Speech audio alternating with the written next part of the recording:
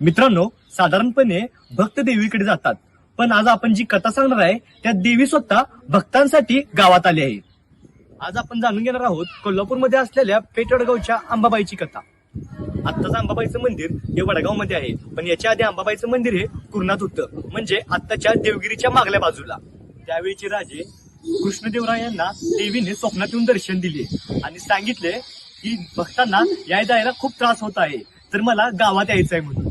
तर देवीनं असंही सांगितलं की मी एक दगड ढकलते, तो दगड जिथं जाऊन थांबल तिथं माझी प्रतिष्ठापना करा व मंदिर बांधा. हेच ते मंदिर जे आता गावात बांधलं गेलं आहे. या मंदिरात फक्त आता वडगावचीच लोक नाहीत, तर आसपासच्या गावातील अनेक लोक दर्शन घेण्यासाठी येतात. आत्ताच्या मंदिरामध्ये अंबाबाईच्या मूर्तीसोबतच महादेवाची पिंडी आहे. मित्रांनो, ही मिळालेली माहिती लोककथेनुसार व ज्येष्ठ लोकांच्या सांगण्यावरून आहे. मित्रांनो, असाच आपल्या पेठवडगावचा अनेक आगळा वेगळा इतिहास आहे. तो जर तुम्हाला माहित करून घ्यायचा असेल तर मला लाईक आणि फॉलो करायला विसरू नका.